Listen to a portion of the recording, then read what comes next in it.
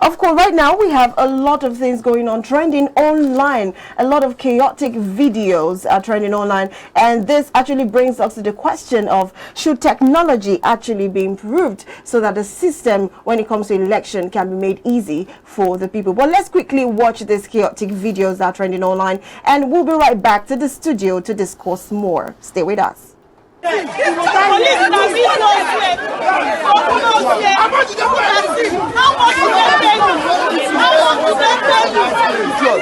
stun him, don't stun him. Don't stun him. Yes. Very good. I want the men in this estate. I want the men in this estate. Good. Calm down. Calm down. Police can be close here.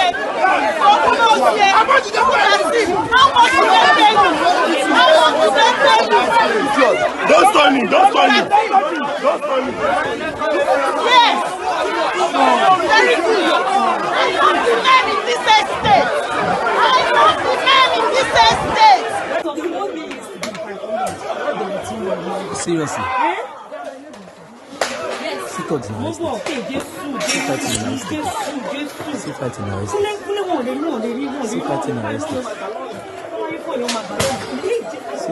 estate. I'm breaking a bottle. Sit down.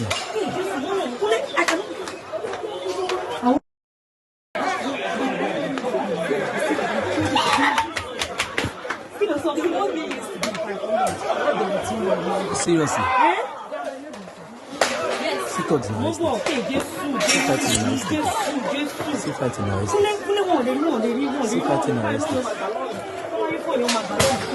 Sit out in the estate. I'm breaking a bottle. Sit down.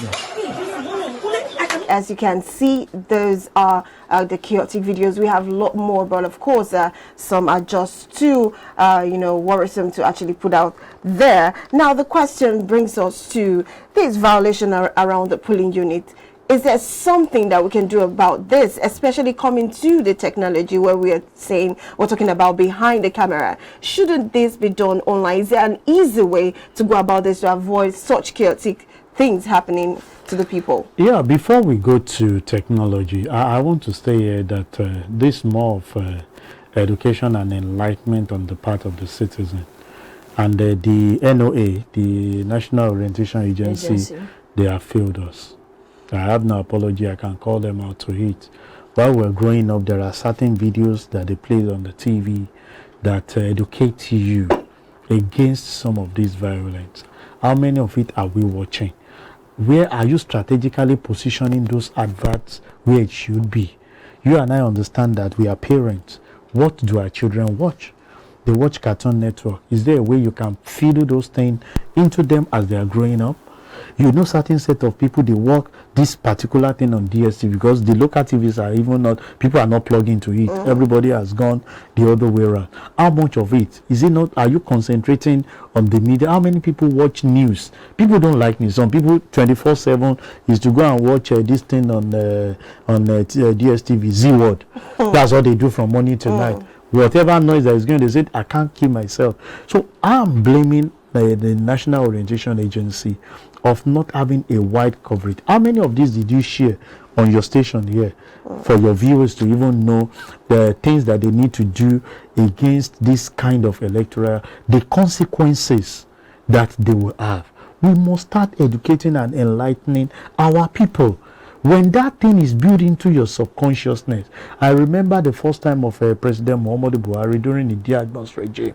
Some of us were growing up, we have the discipline, the NOA was very functional. That's when we have MAMSA and the likes. You queue on the road, you don't drop deaths on the distance. It's not because people will caution you, they sing the song everywhere. I think we must first start from there, because I know the journey to technology, it's not something that we'll do 2027.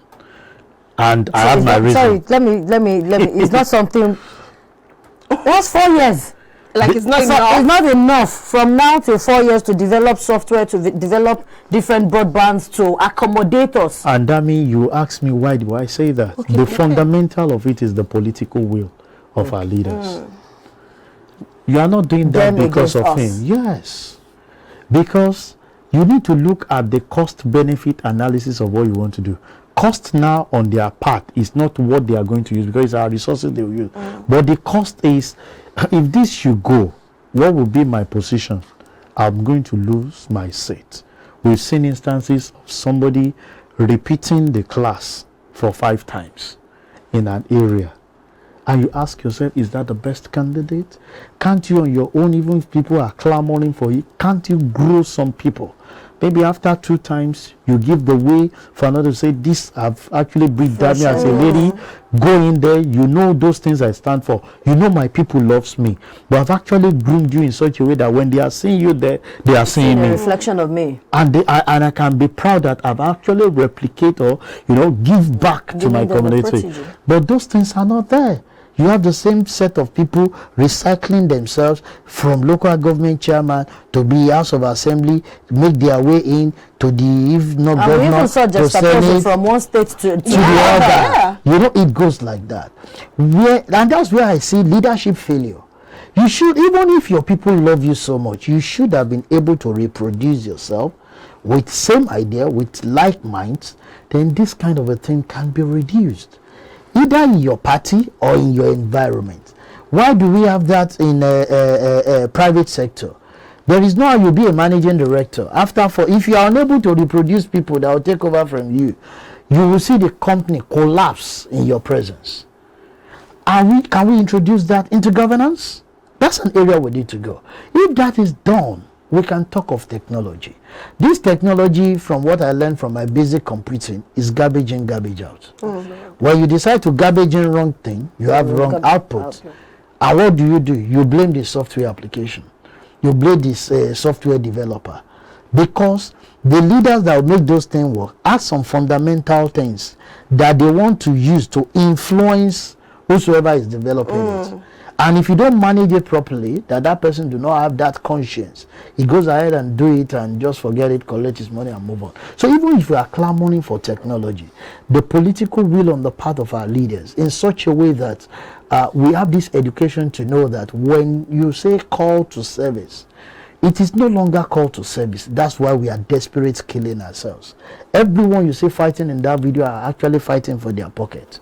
Somebody has induced or promised, if not induced, you can see. How will I go out? I said it, yes. How will I go out and I feel that I will go with chair and carry chair and be breaking on somebody? If somebody has not, induced me to it. To say, see, when you get there, I promise you, you will be the one that will be cleaning my car.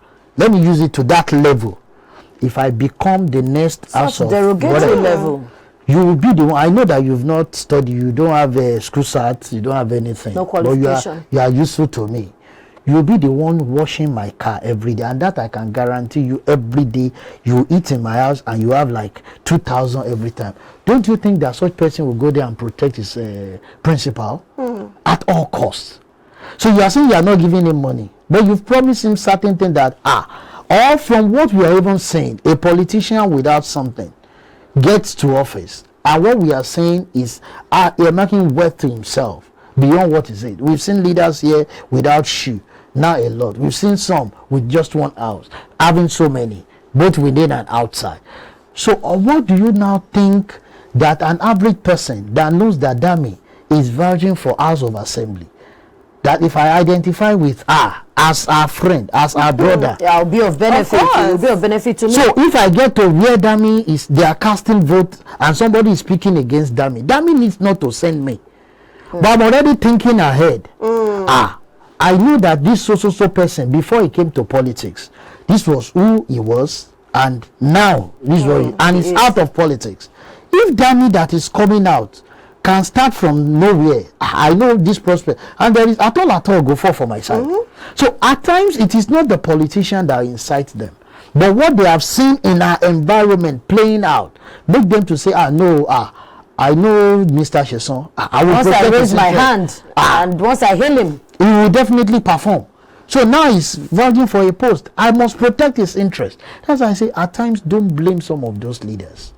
They are just the followers are equally culpable because of what they feel they will gain. So even when we have technology playing out, if we don't have the political will and that consciousness, individual develop the software. It's not from heaven now. So individual can still, You can still manipulate things. Okay, let us look at the preparedness of this INEC that we have been talking about. And 4 years, there's election every 4 years. So we know it's 365 days times 4.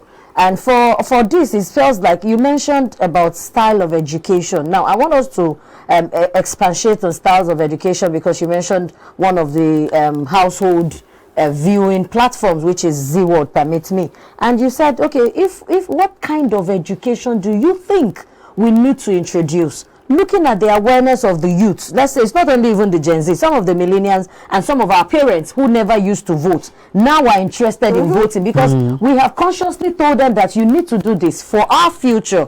If you're going to leave us behind, you need to participate now. Some of our parents never used to vote, but the turnout was magnanimous this season. So let's put into consideration these youths who are interested in politics. Now we are talking about education. What style of education do you think INEC and other government parastatals need to enact? Do we need to now dramatize it? Do we need to make it look like Nollywood? Do we need to make it into music? What will attract them to keep them on course? The first thing you need to do is do research into what attracts the class of people you want to address. What satisfies you is not what satisfies me. Absolutely. We might be of the same age, but we have our different views about things. The diversity that we're looking at. For them, they need to look at, have you carried out research? This class of people, which particular station do they focus on? Or can you even make project? Most of the thing I've seen is that after this election today, and the result is out, we say we are preparing for another 4 years. You only hear INEC or anything relating to election a year to when they start drawing the calendar. That's fundamental flaw on the part of INEC. Immediately we finish this, some of this video we are seeing should be annexed together and let people realize, as you pay respect to those who have lost their life, send the message that electoral violence, these are practical videos that you can put together. If you want to adopt this, you have invested, most of the state governors told us that they've invested in Nollywood. Guide them to do things that that will go in line with election, and the implication, if you have to go on the path of violence, then go for the elites. And I've seen a gap. You see, government is compounding our problem too. Most of the time we westernize everything. Grammar. How much of it do we bring down to the, how many? I can tell you it's only elites that are listening to us. My mom will not listen to this station. It's not that I'm saying it, except if he hears that I'm on air. I know our station. Okay. You understand what I'm saying? Yes. Everybody with his own preference. Our leaders we have radio stations, but they don't listen to those areas where we go for English grammar and all this thing. They listen to local dialect. Either the Yoruba station, the Igbo station. They feel comfortable because they connect easily. Not the one you'll be using words for ease. And they are like, is he saying that it has passed or is about to happen? But when you go in your local dialect, you say it is. You can't use past tense or present tense in your local dialect. So you must start going down, and don't wait till a year to election when you say you are drawing up your budget. Let there be budgetary allocation for INEC, and NOA should stand up the game. Some of these things, visit TV stations, visit concerned people, verify some of those videos if they are real, that is meant for this particular thing, put it together, speak to that area, educate one, make it movie. If it is the English people you want to approach, go to them. The Yoruba, approach them. The Igbo, approach them. Let that kind of video, not just one or two actors. If you claim you have invested in them, then the awareness will be there that while you are watching it, because some families, they still have that bonding. They watch those films together. And you can pinpoint it. Play some of these things in our religious houses. Because that's another area where people go. That we are preaching does not mean this violence does not speak well of them. Because they too, they have their own contributing factor in this election. Absolutely. We went all out, religious, ethnic, things that shouldn't be. And where you see people who are called men of God taking side, knowing fully well that Christ himself or even Muhammad said he has more mixed multitude. And you are going the route to say this is the path we want. That is the path you feel. If God is speaking to you, he's speaking to you. Okay, in relationship with the religious bodies that you brought, I know that, of course, in the past presidential election, there were allegations that some men of God, some alleged men of God, were partisan as regards telling their followers who particularly to voting for in the presidential election. Do you think this is an advisable route to toll?